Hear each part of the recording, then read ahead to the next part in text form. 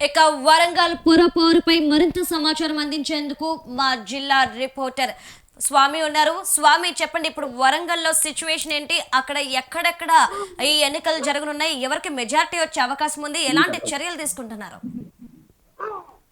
Right Priyanka, ఇప్పటికీ ఉమ్మడి వరంగల్ జిల్లా వ్యాప్తంగా మున్సిపాలిటీ పోరుకైతే సై అంటున్నారని చెప్పుకోవచ్చు. ఎందుకంటే ఇప్పటికీ మేడారం జాతర 28 నుంచి 31 వరకు మేడారం జాతర ఉండటంతో కూడా అధికారులు అయితే బిజీగా ఉన్న నేపథ్యంలో ఇప్పటికైతే రేపైతే నోటిఫికేషన్ జారీ చేసిన ప్రక్రియ కనపడుతుంది. ఎందుకంటే మున్సిపాలిటీ హడావుడిగా కూడా ఎన్నికలు జరగాలని చెప్పి కూడా ప్రజల పూర్తి స్థాయిలో కూడా అధికారులు అయితే సందిగ్ధమైన పరిస్థితి కనపడుతుంది. అదేవిధంగా రాజకీయ పార్టీలు అయితే ప్రధానంగా బీఆర్ఎస్ తో పాటు కాంగ్రెస్, బీజేపీ అయితే పోరుకు సిద్ధమవుతుందని చెప్పుకోవచ్చు. ఎందుకంటే ఉమ్మడి వరంగల్ జిల్లా వ్యాప్తంగా చూసుకుంటే ఇటు ఆ పరకాల కావచ్చు, ఇటు మరో పక్క నర్సంపేట, వరంగల్, అదే విధంగా మహబూబాబాద్, జనగామ నుంచి కూడా మున్సిపాలిటీ నూతనంగా ఏర్పడ్డ కేసంద్రంలోని కూడా మున్సిపాలిటీ ఏర్పాటు చేశారు. ఇప్పటికైతే కాంగ్రెస్ పార్టీ గ్రామ పంచాయతీ ఎన్నికల్లో కూడా మొత్తానికైతే పూర్తి స్థాయిలో కాంగ్రెస్ పార్టీ కైవసం చేసుకున్న నేపథ్యం అవుతుంది. ఎందుకంటే ఇదే తరహాలో కూడా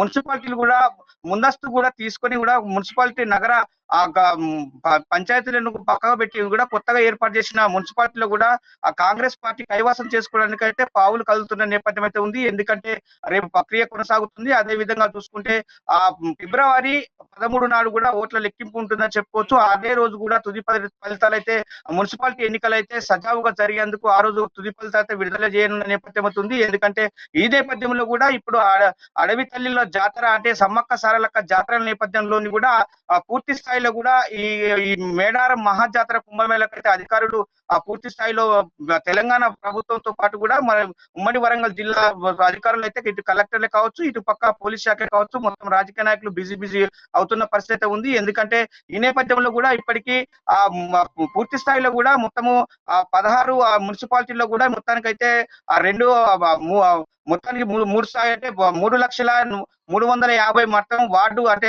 కౌన్సిలర్లుగా అయితే పోటీ చేయడం నేపథ్యం అయితే ఉంది. ఎందుకంటే ఓటర్ల జాబితాను చూసుకొని కూడా కౌన్సిలర్లతో పాటు కూడా ఈ చైర్మన్ ప్రక్రియ కూడా పూర్తి స్థాయిలో కాంగ్రెస్ కైవసం చేసుకోవడానికి అయితే సందిగ్ధమైన పరిస్థితి ఉంది. ఎందుకంటే ఇప్పటికీ గత కొద్ది రోజుల నుంచి కూడా మున్సిపాలిటీ కూడా ఇప్పటికీ చైర్మన్లను కూడా పక్కకు పెట్టి కూడా ఇప్పుడు ప్రత్యేక అధికారులు పరిపాలన సాగుతున్న నేపథ్యంలో కూడా ఎందుకంటే ఈ మున్సిపాలిటీలు కూడా కాంగ్రెస్ కైవసం చేసుకోవడానికి ఇప్పటికీ నోటిఫికేషన్ జారీ చేశారు. ఇప్పటికీ 13వ తారీఖు నాడు కూడా పూర్తి స్థాయిలో ఓట్ల లెక్కింపు ఉంటుందని చెప్పుకోవచ్చు.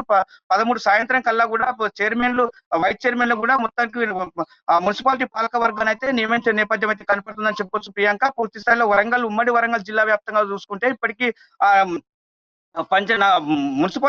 మున్సిపాలిటీలోని కూడా ఇప్పటికీ కమిషనర్లతో పాటు కూడా ఇప్పటికీ మున్సిపాలిటీ జిహెచ్ఎం వరంగల్ డబ్ల్యూజేఎంసీ కూడా పూర్తి స్థాయిలో ఇప్పటికీ కమిషనర్లు అయితే రంగం సిద్ధం చేసినట్టు తెలుస్తుంది. ఎందుకంటే కలెక్టర్లతో పాటు కూడా ఇప్పుడు అదే విధంగా వరంగల్ కలెక్టర్ సత్యసారథ కూడా పూర్తి స్థాయిలో కూడా ఎన్నికలు సజావుగా నిర్వహించాలని చెప్పి కూడా ఇప్పటికే ఆ సందిగ్ధలను జారీ చేసిన నేపథ్యం అవుతుంది. రేపు నోటిఫికేషన్ నామినేషన్ ప్రక్రియ కూడా జరుగుతుందని చెప్పుకోవచ్చు. ఎందుకంటే కొంత మేరకు కూడా ఇప్పుడు ఇక్కడికి సందిగ్ధ నేపథ్యం చూసినా కానీ 8వ తారీఖు వరకు కూడా కొంతవరకు గడువు పెంచిన నేపథ్యం అయితే కనపడుతుందని చెప్పుకోవచ్చు. ఎందుకంటే సమ్మక్క సారలక్క జాతర నేపథ్యంలో కూడా గడువు అంటే 8వ తారీఖు వరకు కూడా చేసుకోవచ్చు అని చెప్పి కూడా చెప్తున్న పరిస్థితి ఉంది.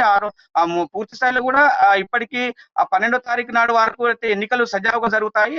తదనంతరం 13వ తారీఖు వరకు ఫలితాలు అయితే వెల్లడించే ప్రక్రియ అయితే కొనసాగుతుందని చెప్పుకోవచ్చు. Priyanka, right, thank you Swamy.